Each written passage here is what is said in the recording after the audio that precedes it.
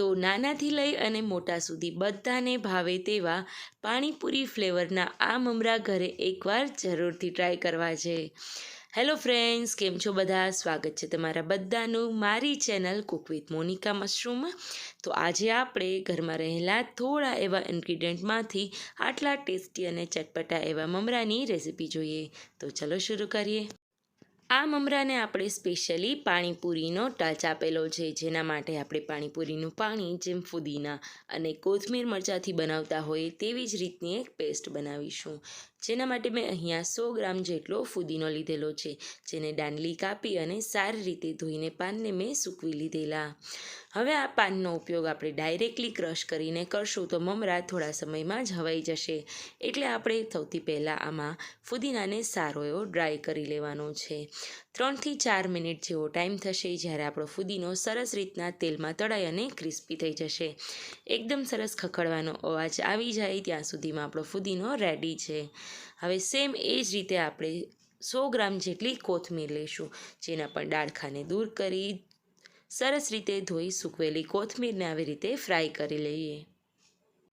તો હવે અહીંયા જેટલો ફુદીનો હતો તેના કરતાં અડધી મેં કોથમીર લીધેલી છે, જેને મેં આવી રીતના ધોઈ સૂકવી અને તેલમાં ફ્રાય કરી લીધેલી.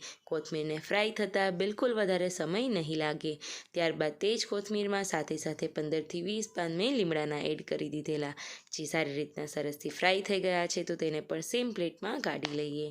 ત્યારબાદ 3 રેગ્યુલર સાઇઝના મરચાં લીધેલા છે, જેનો બી અને નસોનો ભાગ મેં કાઢી લીધેલો. તેને પણ અહીંયા સાથે ફ્રાય કરી લઈએ. જો તમને આ મમરામાં વધારે તીખાશ પસંદ હોય તો તમે અહીંયા મરચાંની જગ્યાએ ઝીણી જે તીખી મરચી આવે તેનો ઉપયોગ પણ કરી શકો છો. હવે સેમ આ ત્રણેય વસ્તુઓ અહીંયા સારી રીતના ફ્રાય થઈ ગઈ છે, તો 1 થી 2 મિનિટ માટે તેને ઠંડી થવા દઈએ. આગળની વસ્તુઓ ઠંડી થાય છે ત્યાં સુધીમાં તમે આ મમરામાં સેવની સાથે શિંગદાણા પણ એડ કરી શકો છો. તો અહીંયા તેલ સારી રીતના ગરમ છે, તો આપણે શિંગદાણાને પણ સાથે જ ફ્રાય કરી લઈએ. અહીંયા તમે છાલ ઉતારેલા જે દાણા હોય તેને ફ્રાય કરીને પણ એડ કરી શકો છો. હું અત્યારે રેગ્યુલર જે શિંગદાણા આવે છે તેનો ઉપયોગ કરીશ. તો 2 થી 3 મિનિટમાં આપણા શિંગદાણા પણ સારી રીતે ફ્રાય થઈ ગયા છે, તો જેનો ઉપયોગ આપણે આગળ કરીશું.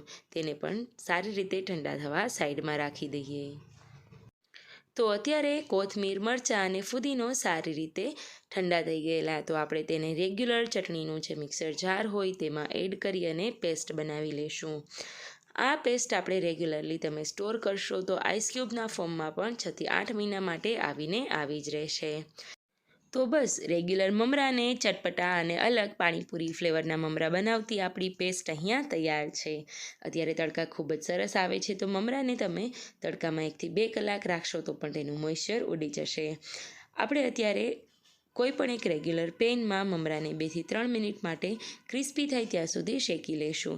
અહીંયા તેલ ઉમેરવાની બિલકુલ જરૂર નથી, તેને ડ્રાય રોસ્ટ કરીશું. તો અત્યારે આપણા મમરા સરસ રીતે ડ્રાય રોસ્ટ થઈ ગયા છે. આ પાણીપુરી ફ્લેવરના મમરાનો ચટપટો એવો ઉપરથી છાંટાઈ તે મસાલો બનાવીશું. જેના માટે એક મિક્સિંગ બાઉલમાં 1 ચમચી હળદર પાવડર, 1 ચમચી શેકેલા જીરા અને મરીનો પાવડર, અડધી ચમચી જેટલો ચાટ મસાલો, અડધી ચમચી જેટલું મીઠું અને 5 ચમચી જેટલો સંચર પાવડર લઈ સારી રીતે આ બધી વસ્તુને મિક્સ કરી દઈશું. અહીંયા તીખાશમાં આપણે મરચાં વાપરેલા છે, એટલે ઉપરથી ચટણી પાવડરની બિલકુલ જરૂર નથી. પાણીપુરી ફ્લેવરની જે આગળ પેસ્ટ તૈયાર હતી તે કાચી છે. તેને તમે ડાયરેક્ટલી મમરામાં ઉમેરશો તો લાંબા સમય સુધી મમરાને સ્ટોર નહીં કરી શકાય. તો તેના માટે અહીંયા 1 મોટા ચમચા જેટલું તેલ ગરમ કરીશું. તેલ સારી રીતના ગરમ થાય ત્યારબાદ આ પેસ્ટ તેમાં એડ કરી અને સરસ રીતે તેને પકાવી લેવાની છે. આવી રીતના કરેલી પેસ્ટ જો મમરામાં ઉમેરશો તો લાંબા સમય સુધી મમરા કડક ને કડક જ રહેશે. હવે અહીંયા 1 થી 2 મિનિટમાં સરસ બબલ આવવા લાગ્યા છે અને પેસ્ટ આપણી સરસ કૂક થઈ ગઈ છે. તો આગળ ડ્રાય રોસ્ટ કરેલા મમરામાં 3 મોટી ચમચી જેટલી પેસ્ટ ઉમેરી દઈએ. મમરા જોઈએ તો મેં અહીંયા અડધી કોથળી જેટલા લીધેલા છે અને આમ જોઈએ તો 200 ગ્રામ જેટલા. આગળ બનાવેલો હળદર પાવડરવાળો ડ્રાય મસાલો છે તેને પણ આમાં એડ કરી દઈએ. કોઈ પણ કલર અને કોઈ પણ બીજા આર્ટિફિશિયલ ફ્લેવર વગર પાણીપુરી ફ્લેવરના મમરાની પેસ્ટ આપણે આમાં એડ કરી દીધેલી છે, તો સારી રીતે તેને મિક્સ કરી દઈએ.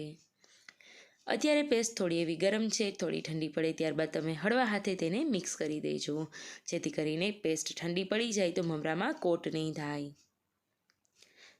તો એકદમ સરસ રીતે આપણી પેસ્ટ મમરા સાથે કોટ થઈ ગઈ છે. તો ચલો આપણે તેના ફ્લેવર વધારવા માટે એક બીજી પ્રોસેસ કરીએ.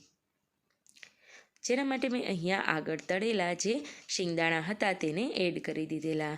સેમ જો આમાં તમારે ઘરની બનાવેલી સેવ એડ કરવી હોય તો એ પણ એક મોટો બાઉલ એડ કરી શકાય. સેવની લિંક પણ હું તમને ડિસ્ક્રિપ્શન બોક્સમાં આપી દઈશ, તો એ પણ જરૂરથી જોજો. તો બસ આ ફ્લેવરફુલ મમરાને હલાવીને એરટાઇટ કન્ટેનરમાં તમે 15થી 20 દિવસ સુધી આવાને આવા જ સ્ટોર કરી શકો છો. એન્ડ બિલીવ મી ફ્રેન્ડ્સ, આનો ટેસ્ટ ખૂબ જ સારો આવે છે. આશા છે તમને મારી આ રેસિપીનો વિડીયો સારો લાગ્યો હશે, તો બીજા સાથે શેર કરજો. બાળકોના લંચ બોક્સમાં અને સાંજે નાની નાની ભૂખ માટે ઉનાળામાં જરૂરથી ટ્રાય કરજો.